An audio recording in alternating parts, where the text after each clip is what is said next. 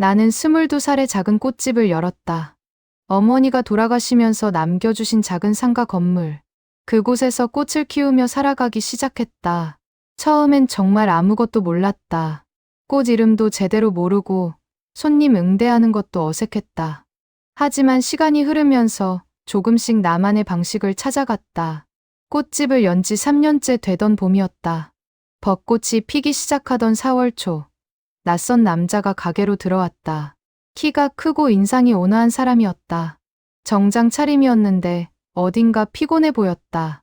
어머니 생일 선물로 꽃다발을 만들어주실 수 있을까요? 윤재민. 그가 자신을 소개한 이름이었다. 38살이라고 했다. 어떤 꽃을 좋아하시는지 물어보니 카네이션을 좋아한다고 했다. 빨간 카네이션과 흰 카네이션을 섞어서 예쁘게 포장해드렸다. 정말 예쁘네요. 어머니가 좋아하실 것 같아요. 그의 미소가 따뜻했다. 돈을 계산하고 나가는데 문 앞에서 돌아서더니 말했다. 다음에 또 올게요. 꽃이 정말 싱싱하네요. 일주일 후 재민이 다시 왔다. 이번엔 회사 선배 결혼식 축하화환을 주문했다. 그 다음 주엔 친구 개업 축하용 꽃바구니. 점점 자주 오게 되었다. 가끔은 꽃을 사지 않고 그냥 들러서 차 한 잔 마시며 이야기를 나누기도 했다. 하린 씨는 언제부터 꽃에 관심이 있었어요? 어려서부터요. 어머니가 화초 기르는 걸 좋아하셔서 자연스럽게 배우게 되었어요. 그래서 이렇게 꽃들이 예쁘게 자라는 거군요. 손길이 다르니까. 그런 대화들이 자연스러웠다. 재미는 중소기업에서 영업 일을 한다고 했다. 매일 바쁘게 뛰어다니지만 꽃집에 오면 마음이 편해진다고 했다. 나도 모르게 그를 기다리게 되었다. 문 앞에서 발소리가 들리면 혹시 재민일까 싶어 가슴이 두근거렸다. 어느 날 비가 오는 저녁이었다. 재민이 흠뻑 젖은 채로 가게에 들어왔다. 우산도 없이 뛰어오셨어요? 급해서요. 오늘 하린 씨 못 보면 안 될 것 같아서. 무슨 일인지 물어보려 했는데 재민이 먼저 말했다. 하린 씨, 저와 사귀어 주실래요? 순간 머릿속이 하얘졌다. 예상하지 못한 고백이었지만 싫지 않았다. 아니, 솔직히 말하면 기뻤다. 며칠 전부터 혹시 재민도 나에게 관심이 있을까 생각해왔으니까. 저도 재민 씨를 좋아해요. 그날 밤 우리는 비 그친 골목을 함께 걸었다. 가로등 불빛이 젖은 아스팔트에 반짝였다. 재민이 내 손을 잡았다. 따뜻했다. 정말 오랜만에 느끼는 설렘이었다. 25살까지 연애다운 연애를 해본 적이 없었던 나에게 재민은 특별한 사람이었다. 앞으로 매일 와도 될까요? 매일은 꽃을 그렇게 많이 사실 건 아니죠? 그냥 하린 씨 보러 와도 되나요? 웃음이 나왔다. 이런 게 사랑인가? 가슴이 이렇게 뛰는 게 정상인가? 20살 때 한 번 좋아했던 사람이 있었지만 그때와는 느낌이 달랐다. 재민과는 모든 게 자연스럽고 편했다. 마치 오래전부터 알고 지냈던 사람 같았다. 그날부터 재민은 정말 매일 왔다. 퇴근 후에 들러서 함께 저녁을 먹거나 근처 공원을 산책했다. 주말에는 꽃집 일을 도와주기도 했다. 꽃에 대해 잘 모르면서도 열심히 배우려 했다. 물 주는 것부터 포장하는 것까지 하나씩 익혀갔다. 재민 씨 덕분에 일이 훨씬 수월해졌어요. 저도 이런 일을 해보니까 좋네요. 마음이 평화로워져요. 그런 재민을 보면 참 착한 사람이라는 생각이 들었다. 성실하고 따뜻하고 배려심도 깊었다. 내가 감기에 걸렸을 때는 약을 사다 주고 죽을 끓여주기도 했다. 어머니 기일에는 함께 성묘를 가자고 먼저 제안하기도 했다. 봄이 깊어갈수록 우리 사이도 깊어져 갔다. 재민과 함께 있으면 세상 모든 게 아름다워 보였다. 꽃들도 더 예쁘게 피는 것 같았고 손님들도 더 다정해 보였다. 사랑이 이런 거구나. 처음으로 그런 생각을 했다. 재민과 사귄 지 1년이 되어가던 봄이었다. 우리는 서로에게 없어서는 안 될 존재가 되어 있었다. 재민은 여전히 매일 꽃집에 들렀고 나는 그런 재민을 기다리며 하루하루를 보냈다. 정말 행복한 시간들이었다. 어느 날 저녁, 재민이 평소보다 심각한 표정으로 가게에 들어왔다. 뭔가 말하고 싶은 게 있다는 듯이 머뭇거렸다. 무슨 일이에요? 얼굴이 안 좋아 보여요. 하리나, 우리 이야기 좀 할까? 가게 문을 닫고 위층 작은 사무실로 올라갔다. 재민이 내 손을 잡고 앉았다. 손이 차갑고 떨리고 있었다. 사실은 말하기 어려운 일이 있어. 뭔데요? 뭐든 말해보세요. 우리 집이 망했어. 아버지가 사업을 하다가 부도가 났고, 어머니는 병원비로 빚이 더 늘었어. 지금 내가 그 빚을 다 떠안고 있는 상황이야. 순간 머릿속이 복잡해졌다. 재민이 왜 이제서야 이런 말을 하는 건지 이해가 안 됐다. 하지만 힘든 상황이라는 건 알겠다. 얼마나 많은 빚인데요? 한 2억 정도 돼. 매달 이자만 해도 200만 원이 넘어. 숨이 막혔다. 내가 상상했던 것보다 훨씬 큰 금액이었다. 하지만 사랑하는 사람이 힘들다면 함께 해결해야 한다고 생각했다. 그럼 우리가 함께 갚아나가요. 하리나, 재민의 목소리가 떨렸다. 미안해. 정말 미안해. 너한테 이런 짐을 지우게 돼서. 무슨 소리예요? 우리가 남인가요? 함께 해결하면 되죠. 하지만 재민의 표정은 여전히 어두웠다. 뭔가 더 말하고 싶은 게 있는 것 같았다. 그게 결혼은 좀 미뤄야 할 것 같아. 이런 상황에서 혼인신고를 하면 하린이한테도 빚이 넘어갈 수 있거든. 그런 게 어디 있어요? 법적으로 그래. 그러니까 일단 빚을 어느 정도 정리할 때까지는. 미안해. 마음이 복잡했다. 결혼을 미뤄야 한다는 말이 쉽게 받아들여지지 않았다. 하지만 재민의 입장도 이해할 수 있었다. 사랑하는 사람에게 피해를 주고 싶지 않을 테니까. 그럼 언제까지 기다려야 해요? 3년, 아니 5년 정도면 어느 정도 정리될 것 같아. 5년, 길다면 긴 시간이었지만 기다릴 수 있다고 생각했다. 사랑한다면 기다리는 것도 당연하지 않을까. 알겠어요. 기다릴게요. 재민이 나를 꽉 안았다. 따뜻했지만 어딘가 쓸쓸했다. 이런 상황이 우리에게 어떤 변화를 가져올지 그때는 몰랐다. 그날부터 재민의 생활 패턴이 바뀌었다. 늦은 시간까지 일하는 날이 많아졌고 주말에도 아르바이트를 시작했다. 나도 할 수 있는 한 도왔다. 꽃집 수익의 절반을 재민의 생활비와 빚 이자로 보탰다. 몇 달 후 재민이 제안했다. 함께 살자고. 따로 원룸을 얻어서 살면 생활비를 아낄 수 있을 거라고 했다. 꽃집 위층은 어때요? 거기 작은 방이 있잖아요. 거기서 살아도 될까? 당연하죠. 우리 집인데. 사실 결혼은 못해도 함께 살 수 있다면 그것만으로도 좋았다. 재민과 같은 공간에서 같은 시간을 보낼 수 있다는 생각에 마음이 설렜다. 꽃집 위층 작은 방을 정리해서 살림을 차렸다. 침대 하나, 작은 책상 하나, 옷장 하나가 전부였지만 재민과 함께라면 충분했다. 재민이 새벽에 나가서 밤늦게 들어와도 기다렸다. 피곤한 재민을 위해 따뜻한 밥을 해놓고 기다리는 시간이 행복했다. 하리나, 정말 고마워. 너 없으면 어떻게 살았을지 모르겠어. 당연한 거예요. 사랑하니까. 그럼에도 불구하고 마음 한구석엔 불안감이 있었다. 언제까지 이렇게 살아야 하는지, 정말 5년 후면 모든 게 해결될 수 있을지. 하지만 그런 걱정들을 재민에게 말할 수는 없었다. 이미 충분히 힘들어하고 있는데 내가 더 부담을 줄 수는 없었다.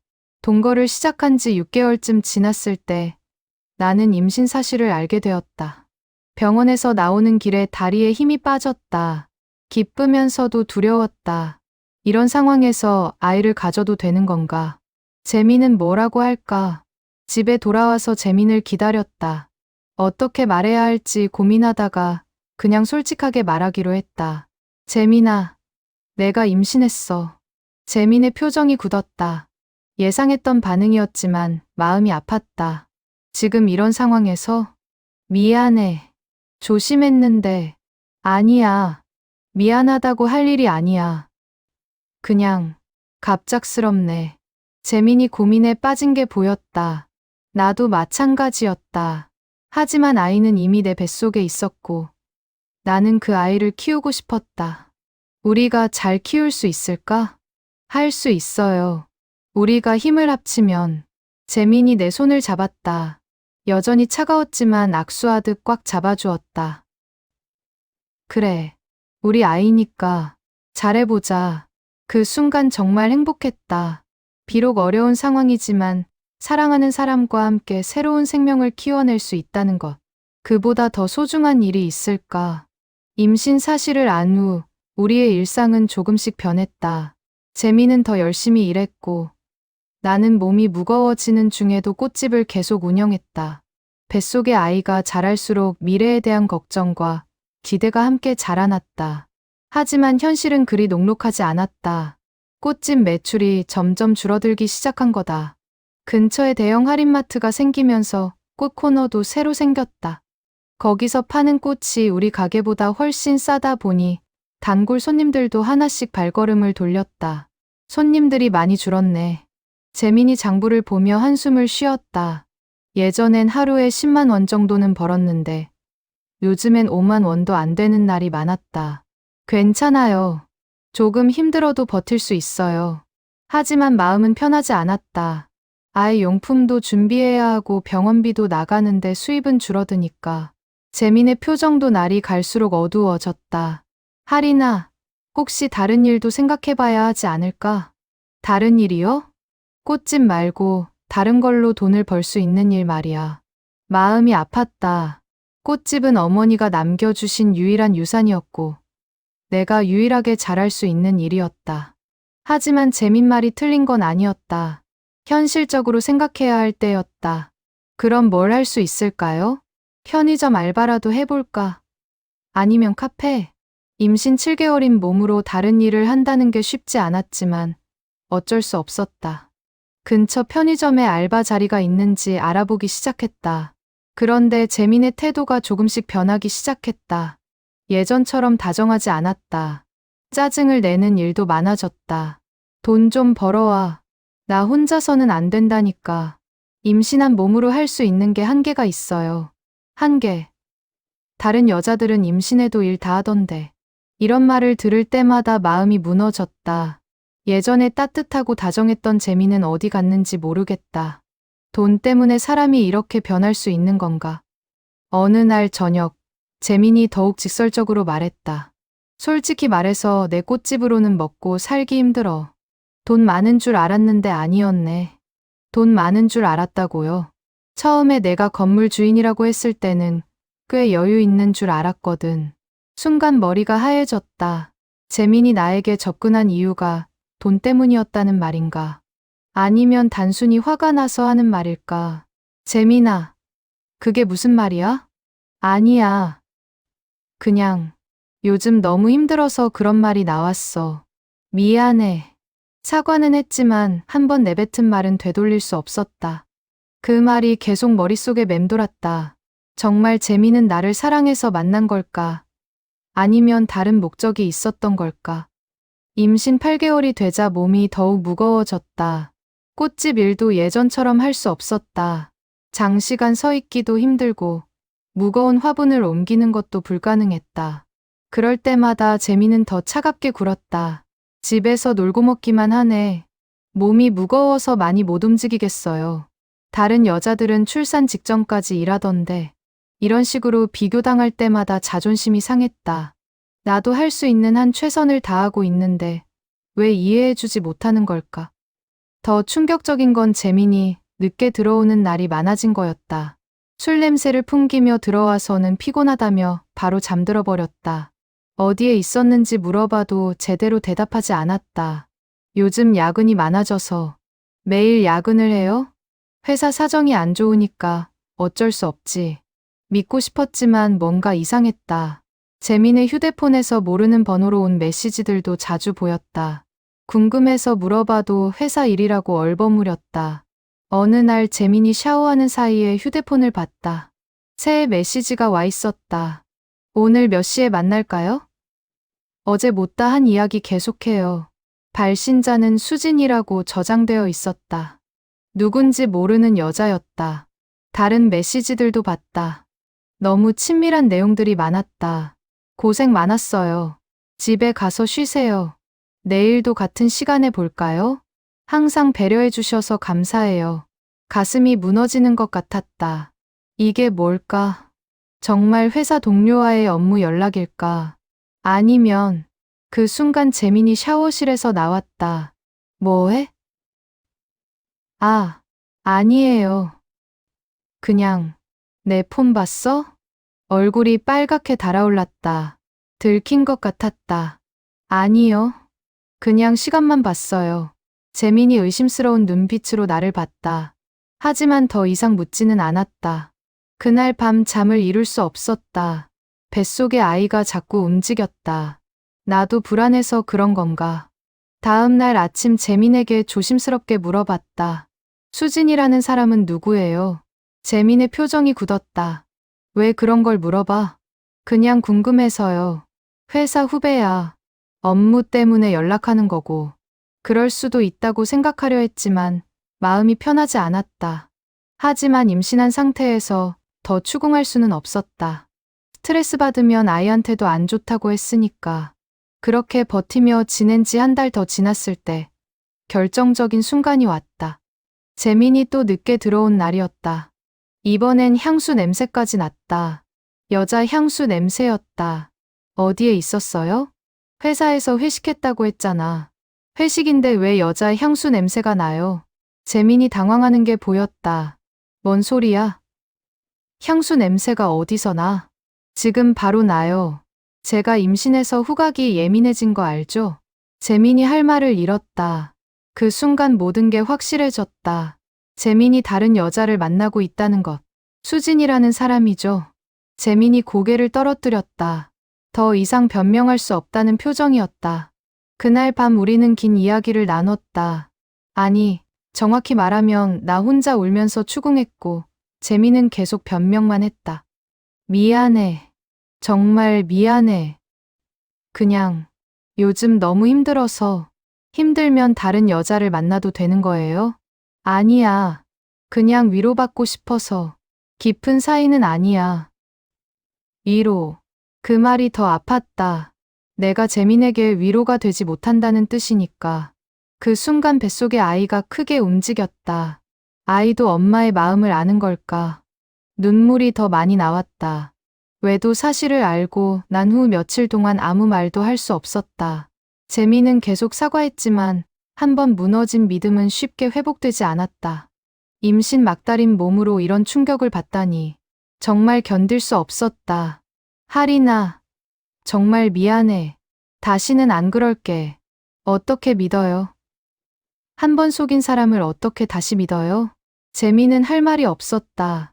그럴 수밖에. 변명의 여지가 없으니까. 일주일 정도 지났을 때 재민이 또 다른 폭탄을 터뜨렸다. 하리나, 우리 이야기 좀 할까? 또 무슨 일일까 싶어 가슴이 두근거렸다. 좋은 이야기일 리는 없을 것 같았다. 뭔데요? 아이 말인데, 아이가 어떻다는 거예요? 재민이 고개를 들지 못하고 말했다. 친자 확인을 해야 할 것 같아. 순간 귀를 의심했다. 지금 뭐라고 한 거야? 뭐라고 하셨어요? 미안해. 하지만 확실하게 해야 할 것 같아서. 확실하게 뭐래요? 이 아이가 당신 아이가 아니라는 말이에요. 머릿속이 하얘졌다. 10개월 동안 뱃속에서 키운 아이를 두고 친자 확인을 하자고. 이런 모욕이 어디 있나. 그런 게 아니라 그냥 혹시라도 뭐요? 내가 다른 남자랑 잤다는 뜻이에요. 재민이 말을 못했다. 하지만 그 침묵이 답이었다. 내가 바람을 폈을 수도 있다고 생각하고 있구나. 재민아, 나는 당신 말고 다른 남자는 만난 적도 없어요. 당신이 첫 남자였고 마지막 남자였어요. 알아. 알고 있어. 하지만 그래도 뭐요? 믿을 수 없다는 거예요? 그 순간 정말 화가 났다. 외도를 한 사람이 재민인데 오히려 나를 의심한다니. 이런 억울한 일이 어디 있나. 당신이 다른 여자를 만났으면서 나를 의심해요? 이게 말이 돼요? 그래서 미안하다고 하잖아. 하지만 앞으로 아이를 키우려면 확실하게 해야. 확실하게 하지 마세요. 나 혼자 키울 거예요. 하리나, 이 집에서 나가세요. 당장 나가세요. 그날 밤 재미는 짐을 싸서 나갔다. 혼자 남은 방이 너무 넓어 보였다. 뱃속 아이만이 나와 함께 있었다. 손을 배 위에 올리고 말했다. 괜찮아. 엄마가 잘 키울게. 아빠는 우리를 믿지 않지만 엄마는 너를 믿어. 일주일 후 진통이 시작됐다. 혼자서 병원에 갔다. 재민에게 연락할 생각은 없었다. 이런 순간에도 친자 확인 이야기를 할 사람이니까. 출산은 생각보다 힘들었다. 12시간 동안 진통을 겪었다. 옆에서 남편이 손을 잡아주는 다른 산모들이 부러웠다. 나는 혼자였다. 간호사가 물었다. 보호자는 안 오세요? 혼자 왔어요. 가족들한테 연락 안 하셨어요? 가족이 없어요. 거짓말은 아니었다. 부모님은 돌아가셨고, 재미는 더 이상 가족이 아니니까. 밤 11시에 아이가 태어났다. 작고 빨간 아기였다. 울음소리가 너무 예뻤다. 간호사가 아이를 내 품에 안겨줬다. 축하드려요. 건강한 아들이에요. 아들. 우리 아들이다. 아니, 내 아들이다. 재민이 인정하지 않으니까 내 아들인 거다. 안녕. 우리 아들아. 엄마야. 아이가 눈을 살짝 떴다. 재민을 닮았다. 코도 그렇고 눈도 그렇고. 하지만 상관없었다. 내 아이니까. 이름은 뭘로 지으실 거예요? 정민호요. 민호라고 부를게요. 민호. 재민의 민 자를 넣었다. 아직도 재민을 사랑하고 있다는 뜻일까? 아니면 이 아이가 재민의 아들이라는 걸 증명하고 싶은 마음일까? 병원에서 3일을 보냈다. 그 사이에 재민에게서 연락이 왔다. 출산했다고 들었어. 괜찮아? 누가 말해줬을까? 아마 꽃집 단골 손님 중에 재민과 아는 사람이 있나 보다. 네. 건강하게 태어났어요. 아들이라고 하더라? 네. 이름은 뭘로 지었어? 민호요. 재민이 잠시 조용했다. 자신의 이름을 넣어준 걸 알고 있을 거다. 나, 볼 수 있을까? 친자 확인하실 거면 보지 마세요. 하리나, 저는 이제 혼자 키울 거예요. 당신은 신경 쓰지 마세요. 전화를 끊었다. 더 이상 할 말이 없었다. 집에 돌아와서 민호와 둘만의 생활을 시작했다. 신생아 키우기는 생각보다 힘들었다. 밤에도 몇 번씩 깨서 울어댔다. 기저귀도 계속 갈아줘야 했고 분유도 2에 3시간마다 먹여야 했다. 가장 힘든 건 경제적인 문제였다. 꽃집을 제대로 운영할 수 없었다. 민호를 돌보느라 하루 종일 가게를 비우는 날이 많았다. 손님들도 점점 줄어들었다. 한 달 후에 재민이 다시 연락했다. 민호 어떻게 지내? 잘 지내요. 혹시 어려운 일 있으면 연락해.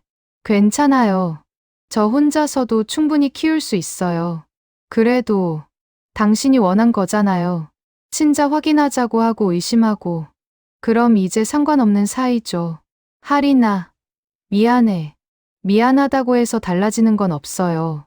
그 후로 재민에게서 연락이 끊겼다. 가끔 꽃집 앞을 지나간다는 단골 손님들 이야기를 들었지만 직접 들어오지는 않았다. 아마 미안해서 못 들어오는 거겠지. 하지만 상관없었다. 나는 민호와 함께 새로운 인생을 시작할 거였다. 재민 없이도 충분히 행복할 수 있다고 믿었다. 그때는 그랬다. 민호가 100일이 됐을 때 혼자 작은 상을 차렸다. 케이크도 사고 과일도 준비했다. 민호 옆에서 사진을 찍으며 말했다. 우리 민호야, 100일 축하해. 엄마가 최선을 다해서 키워줄게. 그런데 그 순간 문득 외로움이 밀려왔다. 이런 소중한 순간을 함께 나눌 사람이 없다는 게 서글펠다. 예전에는 재민이 있었는데, 이제는 정말 혼자다. 하지만 울면 안 된다고 생각했다. 민호가 봤을 때 엄마가 우는 모습을 보이고 싶지 않았다. 강한 엄마가 되어야 했다. 그날 밤 민호를 재우고 나서 일기를 썼다. 오늘 민호가 100일이 됐다. 혼자 준비한 상이지만 뿌듯했다. 민호가 건강하게 자라주는 것만으로도 감사하다. 앞으로 더 힘든 일들이 많겠지만 우리 둘이면 충분하다. 하지만 마음 깊은 곳에서는 알고 있었다. 이게 시작일 뿐이라는 걸. 민호를 혼자 키우기 시작한 지 1년이 지났다. 처음에는 할 수 있다고 생각했는데 현실은 생각보다 훨씬 힘들었다. 꽃집 수입만으로는 생활이 불가능했다. 분유값, 기저귀값, 병원비까지 합치면 한 달에 최소 70만 원은 들어갔다. 하지만 꽃집에서 버는 돈은 많아야 40만 원 정도였다. 어쩔 수 없이 밤에 일을 시작했다. 민호가 잠든 밤 11시부터 새벽 5시까지 근처 공장에서 포장 알바를 했다. 시급은 낮았지만 그래도 월 50만 원 정도는 더 벌 수 있었다. 매일 반복되는 일상이었다. 낮에는 꽃집을 운영하고 민호를 돌보고 밤에는 공장에서 일했다. 잠은 하루에 3회, 4시간밖에 못 잤다. 몸이 파김치가 되어갔지만 어쩔 수 없었다. 민호가 돌이 지났을 때 혼자 돌잔치를 해줬다. 케이크와 과일, 떡까지 준비했다. 민호는 이제 혼자서 걸음마도 시작했다. 처음 걸음을 뗄 때 너무 기뻤다. 누군가와 함께 나눴으면 하는 순간이었지만 혼자 박수치며 민호를 응원했다. 잘했어. 우리 민호야. 정말 잘했어. 민호가 웃으면서 내게 달려왔다. 그 순간만큼은 모든 피로가 사라지는 것 같았다. 이 아이를 위해서라면 뭐든지 할 수 있을 것 같았다. 하지만 아이가 자랄수록 돈이 더 많이 들었다. 이유식을 만들어줘야 했고 옷도 자주 사줘야 했다. 놀이방에 보내고 싶었지만 비용이 너무 비싸서 포기했다. 민호가 3살이 됐을 때 재민을 다시 만나보기로 했다. 양육비라도 받을 수 있다면 민호에게 더 좋은 환경을 만들어줄 수 있을 거라고 생각했다. 재민의 회사에 전화했다. 다행히 아직 그 회사에 다니고 있었다. 재민 씨죠? 저 정할인이에요. 할인이. 갑자기 웬일이야? 민호 얘기로 만나서 이야기했으면 해요. 뭔 일인데? 양육비 문제예요. 이제 민호도 크고 있으니까. 재민이 한참 조용했다. 양육비? 네. 당신 아이잖아요. 키우는데 돈이 드는 건 당연하고. 글쎄, 나는 친자 확인도 안 했는데 무슨 양육비야. 가슴이 답답했다. 아직도 그 얘기를 하네. 그럼 지금이라도 친자 확인해요. 그리고 양육비 받을게요. 할인아, 지금 내 상황도 어려워. 회사도 어렵고, 저는 하루에 3시간밖에 못 자면서 아이 키우고 있어요. 당신 상황이 어려워도 아이는 키워야죠. 결국 만나기로 했다. 민호를 이웃집 아주머니에게 맡기고 나갔다. 3년 만에 만나는 재미는 많이 달라 보였다. 살도 찌고 옷차림도 예전보다 좋아졌다. 어려워 보이지 않았다. 민호는 어떻게 지내? 잘 커가고 있어요. 이제 말도 제법 해요. 그래? 보고 싶네. 정말 보고 싶으면 양육비부터 주세요. 재민이 난처한 표정을 지었다. 할인아, 솔직히 말할게. 나 지금 다른 사람이랑 결혼 준비하고 있어. 머릿속이 하얘졌다. 결혼 준비? 누구랑요? 수진이랑. 수진. 그때 외도 상대였던 그 여자. 나와 헤어지고 나서 그 여자와 결혼하는 거구나. 축하해요. 미안해. 정말 미안해. 미안하다고 해서 양육비 안 줘도 되는 건 아니잖아요. 그게 결혼 준비하느라 돈이 많이 들어가고 집도 사야 하고. 그럼 민호는 어떻게 해요? 이 아이도 당신 아이라고요. 친자 확인을 안 했으니까. 또 그 말이었다. 3년이 지나도 달라지지 않았구나. 그날 만남은 아무 선거 없이 끝났다. 재민은 끝까지 친자 확인을 하지 않는 이상 양육비를 줄 수 없다고 했다. 나는 친자 확인을 해서라도 양육비를 받겠다고 했다. 하지만 며칠 후 재민에게서 연락이 왔다. 친자 확인을 하지 않겠다고 했다. 그 이유가 더 가관이었다. 할인아, 미안한데 친자 확인은 안 할 것 같아. 수진이가 싫어해서. 수진이가 싫어한다고요? 응. 결혼 전인데 다른 여자 아이 때문에 복잡해지는 걸 원하지 않는데. 허탈했다. 결국 그 여자 눈치를 보는 거구나. 민호는 안중에도 없고. 그럼 평생 양육비 안 주실 거예요? 미안해. 정말 미안해. 그날 밤 민호를 보면서 다짐했다. 이제 정말 재민에게 기대하지 말자. 내 힘으로 민호를 키우자. 그 후로 10년이 더 흘렀다. 민호는 이제 중학생이 되었다. 키도 많이 자랐고 성격도 밝게 자랐다. 아빠 없이 자란다고 삐뚤어지지 않을까 걱정했는데 다행히 좋은 아이로 자라줬다. 하지만 중학생이 되니까 돈이 더 많이 들었다. 학원비, 교복값, 교재비까지. 꽃집 수입과 야간 알바만으로는 부족했다. 낮에도 배달 알바를 시작했다. 민호가 학교에 간 사이사이 시간을 이용해서 음식 배달을 했다. 전기자전거를 타고 이 집 저 집 배달을 다녔다. 50대 아주머니들과 섞여서 일했다. 처음엔 부끄럽기도 했지만 민호를 위해서라면 뭐든 할 수 있었다. 그렇게 하루하루 버텨가면서 민호를 키웠다. 재민에게서는 소식도 들을 수 없었다. 아마 결혼해서 잘 살고 있겠지. 우리 부자는 안중에도 없을 거다. 하지만 괜찮다고 생각했다. 민호만 건강하게 자라주면 그것만으로도 충분했다. 그렇게 믿으며 살아왔다. 그런데 민호가 중학교 2학년이 됐을 때였다. 배달 알바를 하던 중에 운명적인 순간을 맞게 됐다. 평생 잊고 싶었던 사람을 다시 만나게 된 거다. 그날은 평소보다 배달 주문이 많은 날이었다. 점심시간이라 정신없이 이 집 저 집 다니고 있었다. 마지막 배달지는 신시가지에 있는 오피스텔이었다. 꽃다발을 배달하는 거였다. 전기자전거를 타고 그곳으로 향했다. 신시가지는 예전에 없던 건물들이 많이 들어서 있었다. 깔끔하고 세련된 상가들이 즐비했다. 우리 동네와는 분위기가 완전히 달랐다. 주소를 찾다가 한 가게 앞에서 멈춰섰다. 플라워 브루라는 간판이 보였다. 꽃과 커피를 함께 파는 카페 같았다. 요즘 유행하는 플라워 카페구나 싶어서 잠깐 들여다봤다. 그런데 그 순간 심장이 멈추는 줄 알았다. 가게 안에 있는 남자가 너무 낯익었다. 아니, 낯익다는 표현도 부족했다. 그 사람이 누군지 한 번에 알아볼 수 있었다. 윤재민이었다. 13년 만에 보는 재민이었다.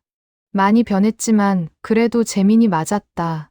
정장 대신 캐주얼한 옷을 입고 있었고 살도 좀 쪘지만 여전히 재민이었다. 그 옆에는 여자가 하나 있었다. 예쁘고 깔끔해 보이는 여자였다. 수진일까? 13년 전 그 수진 말이야? 아마 그럴 거다. 결혼했다고 했으니까. 두 사람이 꽃을 정리하면서 이야기하고 있었다. 웃으면서 대화하는 모습이 행복해 보였다. 마치 다정한 부부 같았다. 가슴이 무너지는 것 같았다. 재민은 여기서 이렇게 잘 살고 있구나. 플라워 카페를 운영하면서 아내와 함께 행복하게 살고 있구나. 그동안 우리 부자가 어떻게 사는지 궁금하지도 않았을 거다. 발이 떨려서 제대로 서 있을 수가 없었다. 전기자전거 핸들을 꽉 잡고 서 있었는데도 온몸이 떨렸다. 이런 식으로 재민을 만나게 될 줄은 꿈에도 몰랐다. 그때 재민이 고개를 들어 밖을 봤다. 우리 눈이 마주쳤다. 재민도 나를 알아봤는지 표정이 굳었다. 13년이 지났지만 서로를 알아보는 데는 1초면 충분했다. 나는 급히 그 자리를 벗어났다. 배달해야 할 꽃다발을 들고 오피스텔로 향했다. 손이 너무 떨려서 인터폰을 누르는 것도 힘들었다. 꽃 배달 왔습니다. 네. 올라오세요. 엘리베이터를 타고 올라가면서 마음을 진정시키려 했지만 쉽지 않았다. 재민을 본 충격이 너무 컸다. 꽃다발을 배달하고 내려왔을 때 재민이 오피스텔 앞에서 기다리고 있었다. 피할 수 없구나 싶었다. 하리나. 네. 오랜만이야. 네. 오랜만이에요. 어색했다. 뭘 어떻게 말해야 할지 모르겠다. 13년 동안 쌓인 원망과 그리움이 한꺼번에 밀려왔다. 민호는 어떻게 지내? 잘 지내요. 몇 살이지? 중학교 2학년이에요. 그렇구나. 많이 컸네. 당연히 컸지. 13년이 지났는데 그동안 당신은 한 번도 궁금해하지 않았잖아. 요즘 뭐해? 보시다시피 배달 일해요. 꽃집은? 계속하고 있어요. 하지만 그것만으로는 생활이 안 돼서. 재민이 미안한 표정을 지었다. 하지만 그 미안함이 진짜인지는 모르겠다. 힘들겠네. 괜찮아요. 이제 익숙해졌어요. 민호 교육비 많이 들지? 갑자기 왜 그런 걸 물어보는 거지? 혹시 도와주겠다는 뜻일까? 아니면 그냥 궁금해서? 그럭저럭 해나가고 있어요. 학원은 보내고 싶지만 여력이 안 돼서요. 재민이 고개를 끄덕였다. 뭔가 말하고 싶은 게 있는 것 같았지만 쉽게 말을 꺼내지 못했다. 미안해. 그동안 연락 못해서. 괜찮아요. 연락할 필요 없었어요. 그래도 그 순간 플라워 브루에서 여자가 나왔다. 수진이었다. 예상대로였다. 13년이 지났지만 여전히 예뻤다. 아니, 더 예뻐진 것 같기도 했다. 여보, 누구예요? 아, 옛날에 알던 사람이야. 옛날에 알던 사람. 그게 나에 대한 재민의 설명이구나. 13년 동안 동거했고 아이까지 낳은 사이인데 옛날에 알던 사람이래. 수진이 나를 위아래로 훑어봤다. 배달복을 입고 헬멧을 든 내 모습이 초라해 보였을 거다. 수진은 깔끔한 원피스를 입고 있었고 화장도 예쁘게 했다. 확실히 대조적이었다. 아, 안녕하세요. 수진이 인사했지만 어딘가 경계하는 눈빛이었다. 혹시 재민과 어떤 사이였는지 감을 잡은 건 아닐까? 안녕하세요. 그럼 저는 이만. 하리나, 잠깐. 재민이 나를 붙잡았다. 뭔가 더 말하고 싶은 게 있나 보다. 언제 시간 있을 때 민호 이야기 좀 할까? 오랜만에 만났으니까. 내 마음이 복잡해졌다. 정말 민호에게 관심이 생긴 걸까? 아니면 그냥 의례적인 말일까? 글쎄요. 한 번만 만나자. 민호도 아버지가 궁금할 텐데. 민호는 아버지에 대해 궁금해하지 않는다. 어려서부터 아빠 없이 자랐으니까 그게 당연한 줄 안다. 하지만 혹시 재민이 정말로 민호를 만나고 싶어 한다면 생각해 볼게요. 내 번호 바뀌지 않았어. 연락해. 네. 그렇게 우리는 헤어졌다. 집에 돌아가는 길에 머릿속이 복잡했다. 재민을 다시 만난 게 꿈 같았다. 좋은 꿈일까? 악몽일까? 집에 도착했을 때 민호가 학교에서 돌아와 있었다. 엄마, 어디 갔다 와? 배달 일 하다가 왔어. 오늘 많이 힘들어 보여. 괜찮아? 역시 내 아들이다. 내 표정만 봐도 안다. 괜찮아. 그냥 좀 피곤해서. 하지만 민호에게 재민을 만났다는 말은 할 수 없었다. 아직은 때가 아닌 것 같았다. 정말 재민이 민호를 만나고 싶어 하는지 확실하지 않으니까. 그날 밤 잠을 이룰 수 없었다. 재민의 모습이 자꾸 떠올랐다. 13년 전과는 많이 달라 보였다. 여유로워 보였고 행복해 보였다. 나와 헤어진 후에 정말 잘 살고 있구나. 반면 나는 어떤가. 배달복을 입고 전기자전거를 타고 다니며 하루 벌어 하루 사는 신세다. 민호 하나 키우느라 내 인생은 완전히 멈춰버린 것 같다. 하지만 후회는 하지 않는다. 민호는 내 인생에서 가장 소중한 존재니까. 재민이 없어도 우리는 잘 살아왔다. 앞으로도 그럴 거다. 며칠 후 재민에게서 문자가 왔다. 하리나, 시간 될 때 한번 만나자.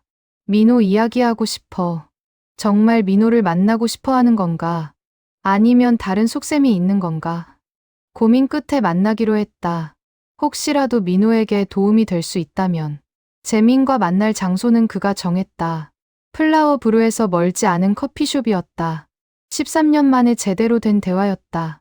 어떤 이야기가 나올지 궁금하기도 하고 두렵기도 했다. 재민이 먼저 와서 기다리고 있었다.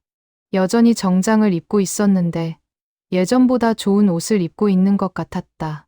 나는 평상복을 입었지만 그래도 배달복보다는 나아 보였다. 앉아. 네. 어색한 침묵이 흘렀다. 뭐부터 말해야 할지 모르겠다. 민호 얘기 들려줘. 요즘 어떻게 지내는지. 학교 잘 다니고 있어요. 성적도 나쁘지 않고요. 그래? 공부 잘해? 중간 정도 해요. 특별히 잘하지도 못하지도 않고요. 학원은 안 보내? 또 그 질문이었다. 왜 자꾸 학원 얘기를 하는 거지? 보내고 싶지만 여건이 안 돼서요. 얼마나 들어? 수학이랑 영어 보내려면 한 달에 30만 원 정도요. 재민이 고개를 끄덕였다. 뭔가 계산하는 것 같았다. 그럼 내가 도와줄까? 순간 귀를 의심했다. 재민이 도움을 주겠다고? 정말이에요? 응. 민호는 내 아들이니까. 내 아들. 13년 만에 처음 듣는 말이었다. 그동안 친자 확인도 안 한다고 하면서 이제 와서 내 아들이라고?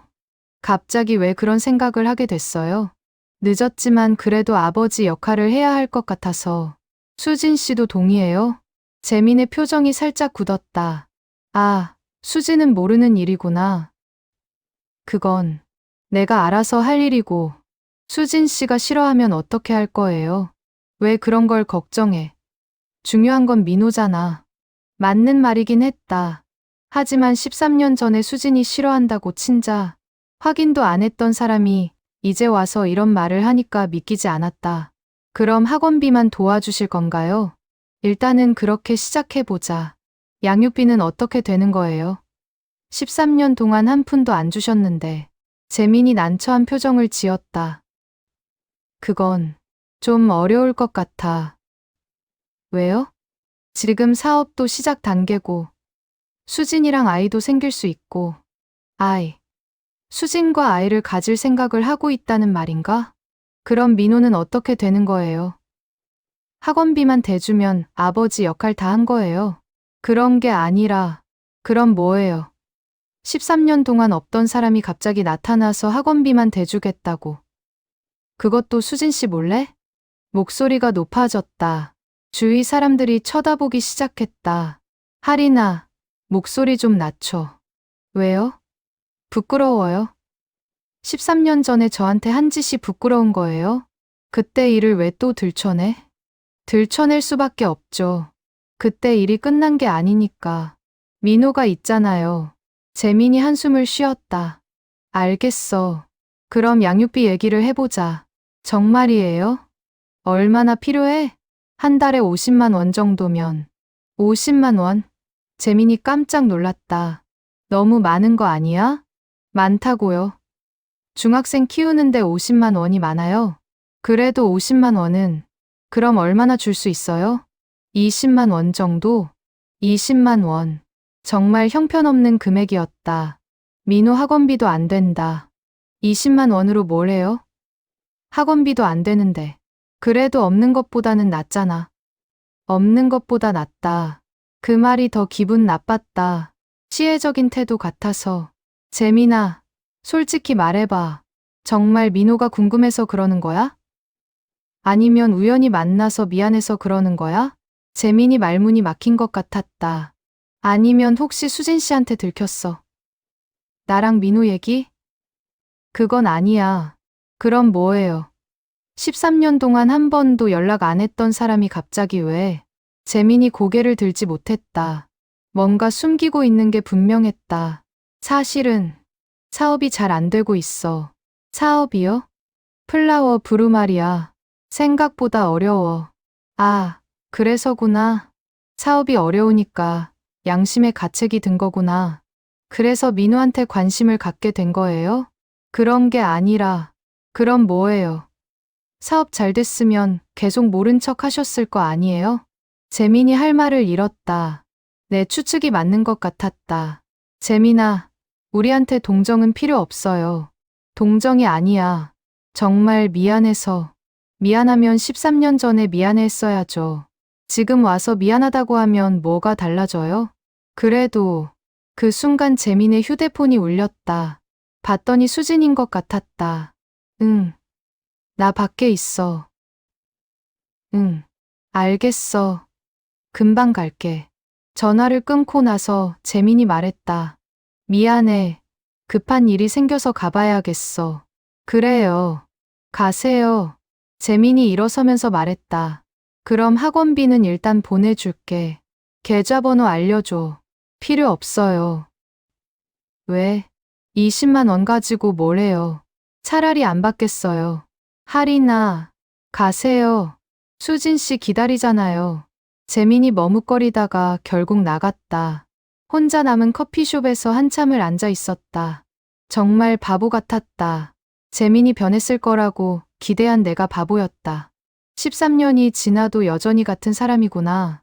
자신의 편의만 생각하는 사람. 민호에게는 이런 아버지가 없는 게 낫다. 차라리 지금처럼 우리 둘이서 사는 게 낫다. 그날 밤 민호에게 말했다.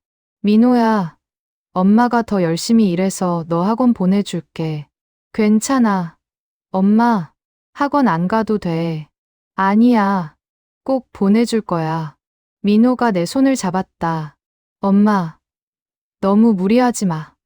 나는 엄마가 건강한 게 더 중요해. 이런 아들을 두고 있는데 재민 같은 사람이 뭐가 필요하나. 우리는 지금까지처럼 잘 살 수 있다. 하지만 마음 한구석에서는 분노가 치밀었다. 재민이 너무 쉽게 생각하는 것 같아서. 13년 동안의 시간을 너무 가볍게 여기는 것 같아서. 재민과의 만남 이후 며칠 동안 마음이 복잡했다. 결국 아무것도 달라지지 않았다는 현실이 답답했다. 그래도 일상은 계속되어야 했다. 민호를 위해서라도. 그런데 일주일 후 뜻밖의 일이 벌어졌다. 배달 일을 하던 중에 또다시 플라워 브루 근처를 지나게 된 거다. 이번에는 일부러 피해서 가려고 했는데 교통 상황 때문에 어쩔 수 없이 그 길로 가야 했다. 플라워 브루 앞을 지날 때 안을 슬쩍 봤다. 재민과 수진이 손님을 응대하고 있었다. 그런데 뭔가 분위기가 이상했다. 둘이 말다툼을 하는 것 같았다.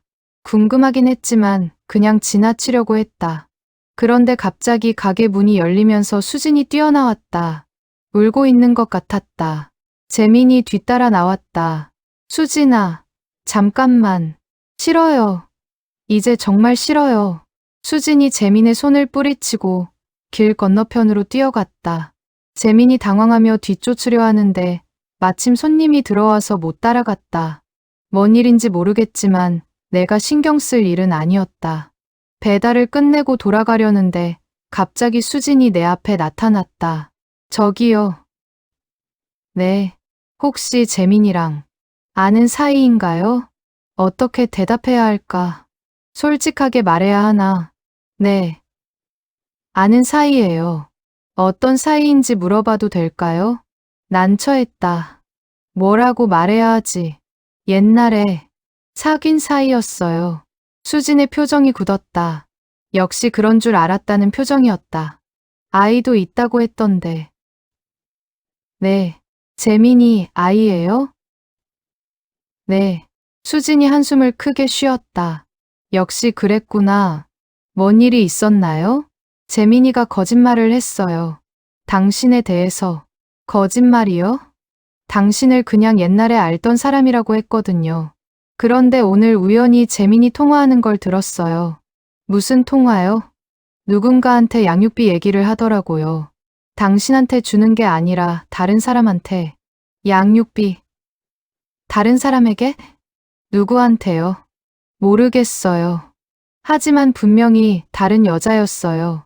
지금까지 잘 보내줬으니까 조금만 더 참아달라고 하더라고요.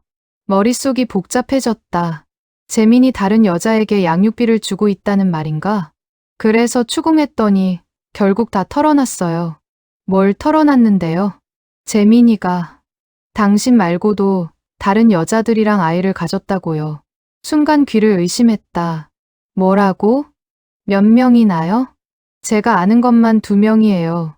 당신 포함해서 3명. 3명. 재민이 3명의 여자와 아이를 가졌다는 말인가? 그런데 당신한테만 양육비를 안 줬다고 하더라고요. 가슴이 무너지는 것 같았다. 나만 빼고 다른 여자들에게는 양육비를 줬다는 말인가? 왜 저한테만 안 줬을까요?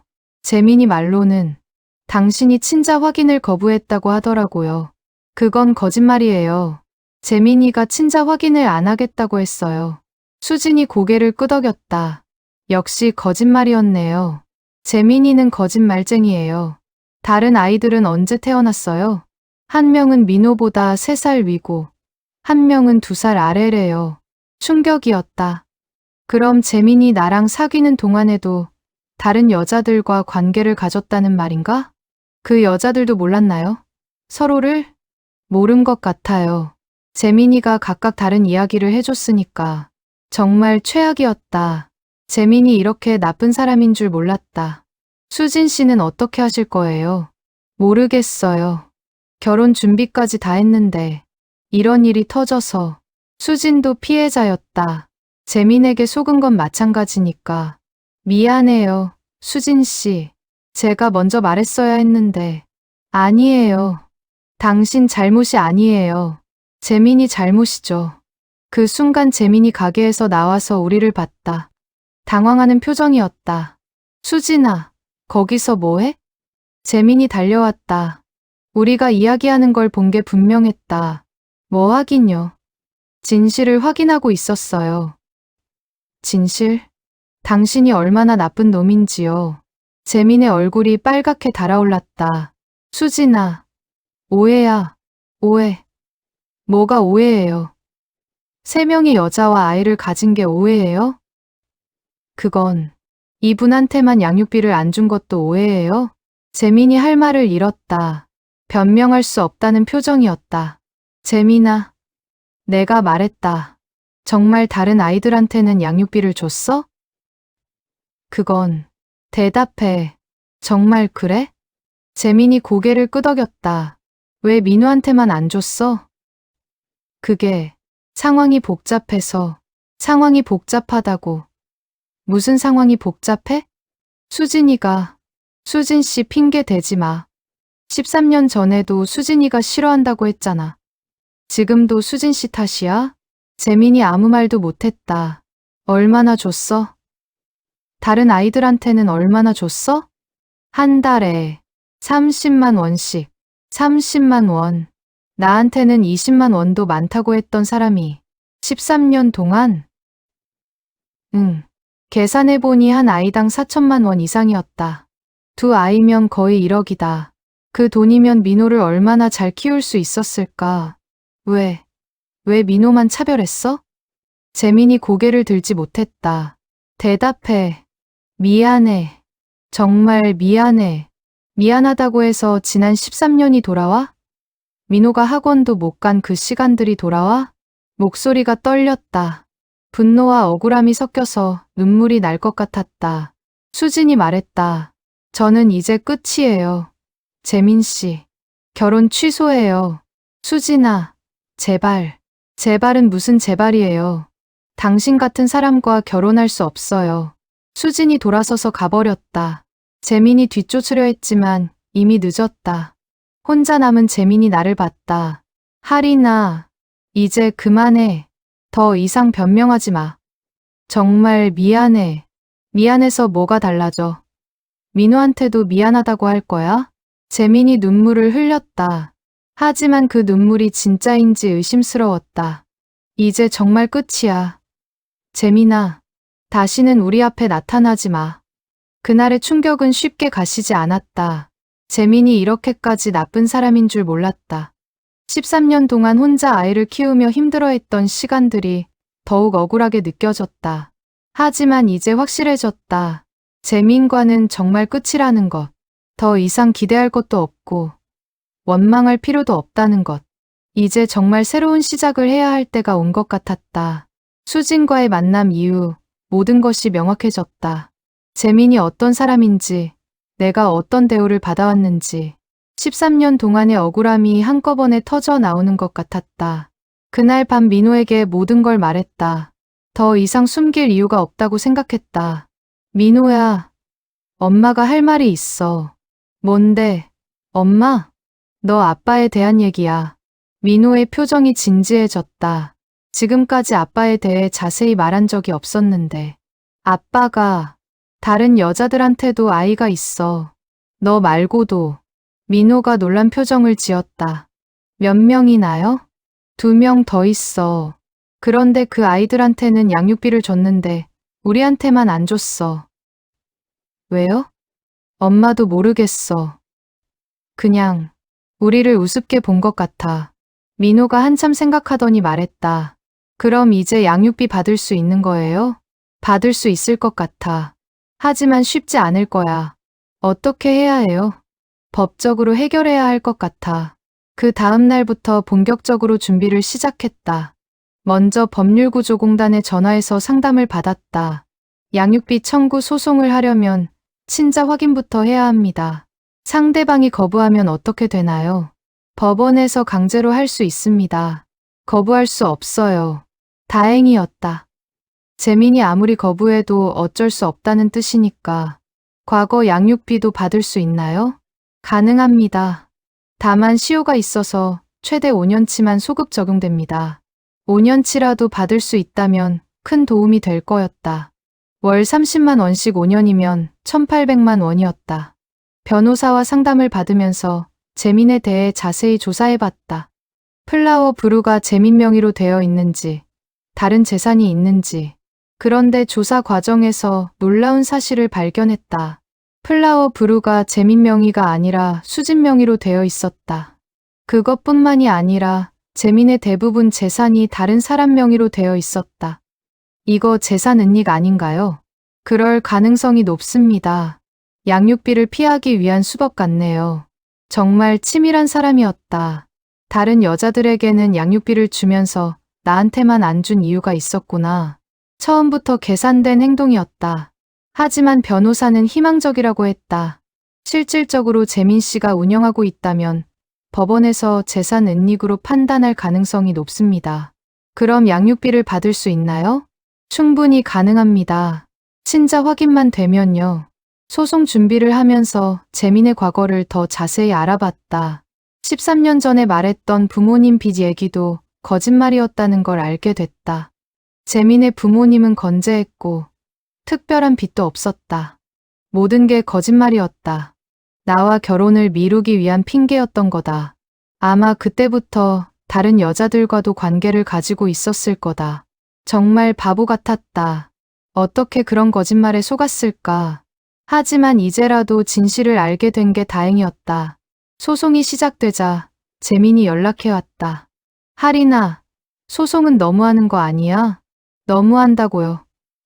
13년 동안 양육비 한 푼 안 준 사람이 뭘 너무하다고 해요? 그래도 이렇게까지 할 필요가.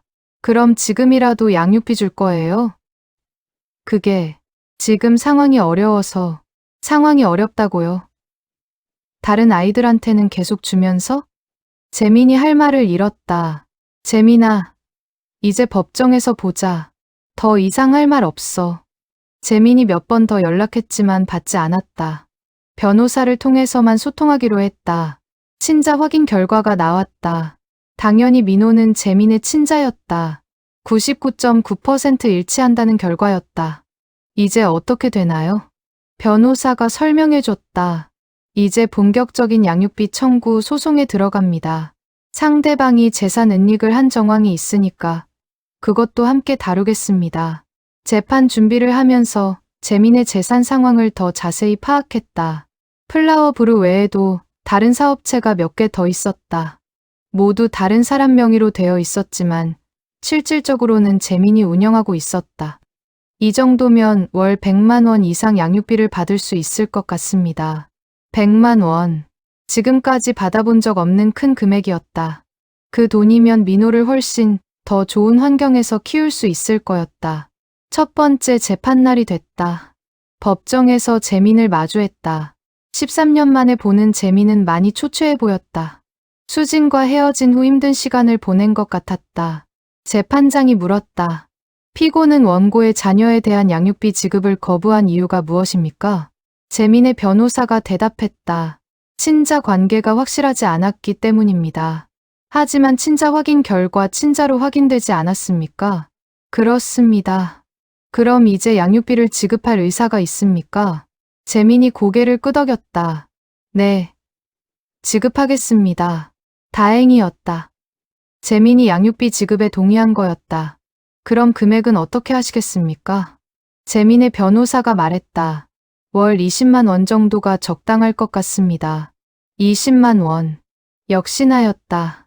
다른 아이들에게는 30만 원을 주면서 민호에게는 20만 원이라니.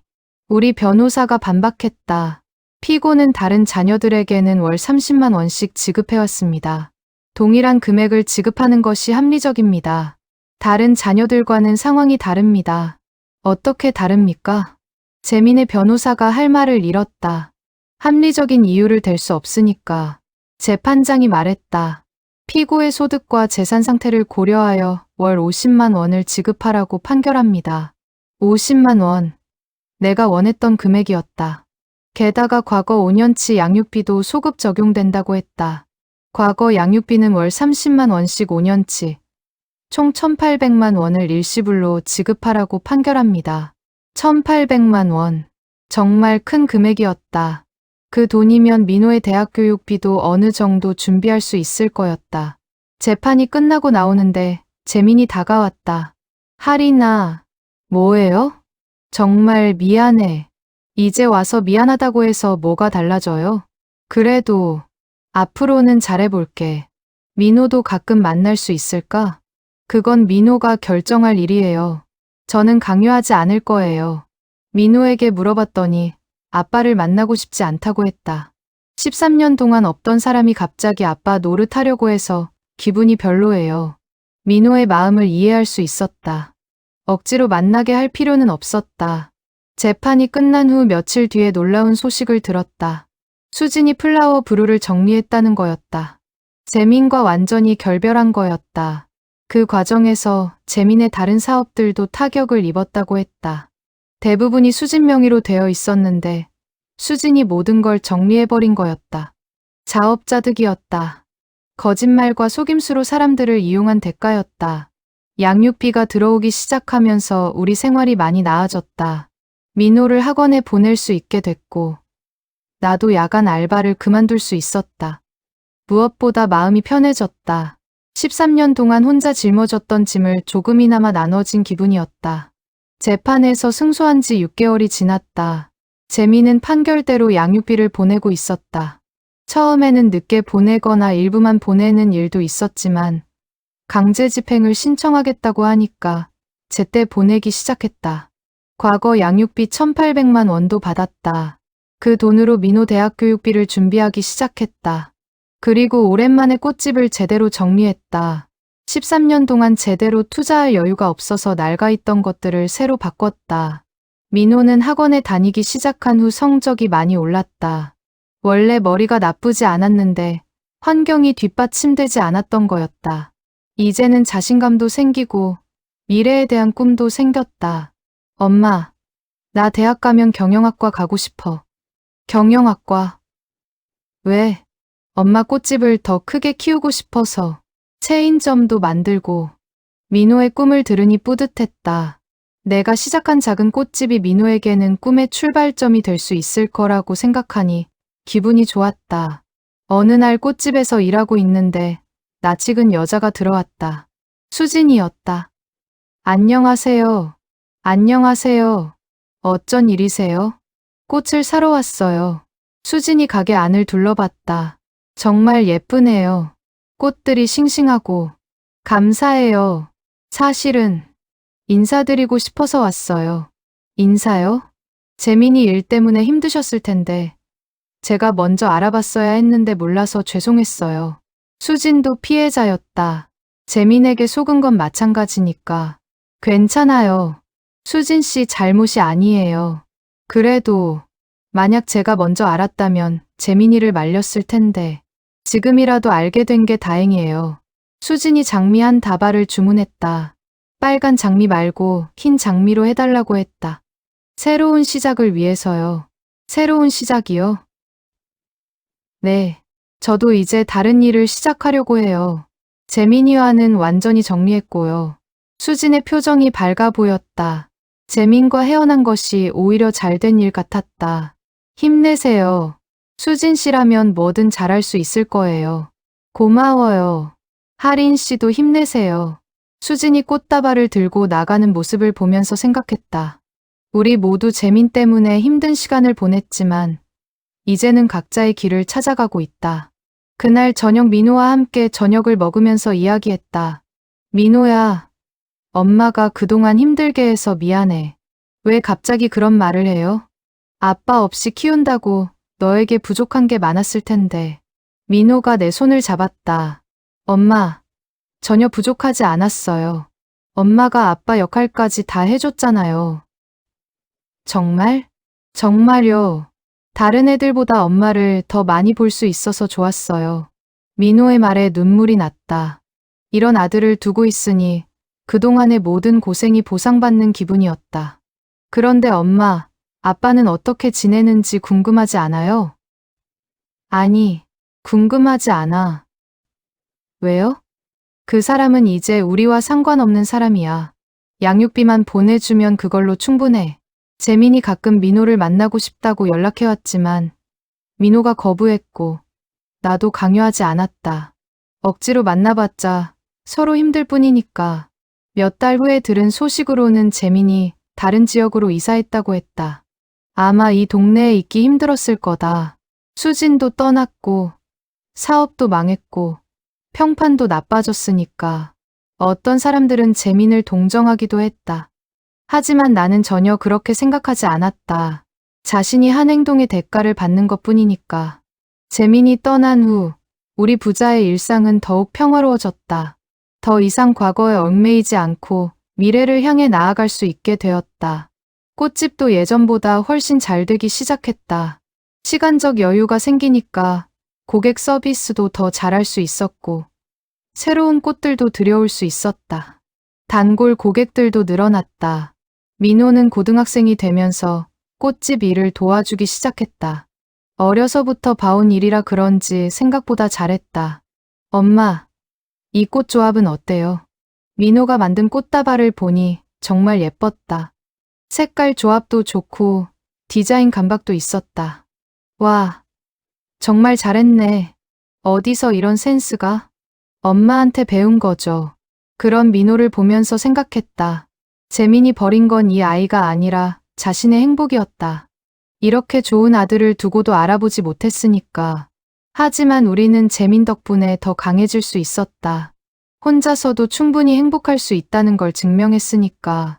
고등학교 3학년이 된 민호가 어느 날 말했다. 엄마, 대학 합격하면 파티할까요? 당연하지. 큰 파티 해야지. 그런데 파티에 아빠도 불러요? 순간 당황했다. 민호가 왜 갑자기 재민 얘기를 하는 거지? 왜? 갑자기 아빠가 보고 싶어? 아니에요. 그냥 내가 어떻게 자랐는지 보여주고 싶어서. 보여주고 싶다고? 네. 아빠 없이도 이렇게 잘 자랄 수 있다는 거요. 민호의 말에 웃음이 나왔다. 정말 의젓하게 자랐구나. 그럴 필요 없어. 우리끼리 축하하는 게 더 의미 있어. 맞아요. 우리끼리가 더 좋아요. 그날 밤 일기를 쓰면서 생각했다. 재민은 3명의 여자와 아이를 가졌지만 결국 모든 걸 잃었다. 수진도 떠났고 사업도 망했고 아이들과의 관계도 소원해졌을 거다. 거짓말과 속임수로는 진정한 행복을 얻을 수 없다는 걸 증명한 셈이다. 반면 우리는 어려운 시간을 겪었지만 결국 이겨냈다. 더 강해졌고 더 소중한 것들을 알게 되었다. 민호는 훌륭한 청년으로 자랐고 나는 당당한 엄마가 되었다. 꽃집 앞에서 민호와 함께 찍은 사진을 보면서 말했다. 그 사람이 버린 건 아이가 아니라 자신의 인생이었어. 하지만 나는 이 아이 덕분에 다시 피어날 수 있었어. 민호가 웃으며 말했다. 엄마, 우리가 이긴 거죠? 응. 우리가 이긴 거야. 정말 그랬다.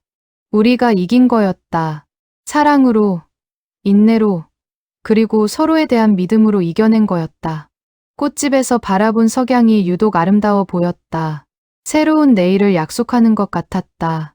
재민이라는 폭풍우가 지나간 자리에 더 아름다운 꽃이 피어날 거라고 믿었다. 민호와 함께 꽃에 물을 주면서 말했다. 꽃은 정말 신기해. 추운 겨울을 견뎌야 더 아름다운 봄꽃이 피어나는 것 같아. 맞아요, 엄마. 우리도 그런 것 같아요. 그렇다. 우리는 긴 겨울을 견뎌내고 이제 봄을 맞이한 거다. 재민이라는 서리가 내렸던 시간들을 견뎌내고 이제야 진짜 봄을 만난 거다. 꽃집 간판을 새로 달면서 민호에게 물었다. 뭐라고 쓸까? 다시 핀 꽃집은 어때요? 좋네. 정말 좋아. 다시 핀 꽃집. 우리의 이야기를 완벽하게 담은 이름이었다. 한 번 져도 다시 피어날 수 있다는 희망의 메시지였다. 그 간판 아래서 우리는 새로운 하루하루를 시작했다. 더 이상 과거에 얽매이지 않고, 더 이상 누군가를 원망하지 않으면서 우리에게는 서로가 있었다. 그리고 그것만으로도 충분했다.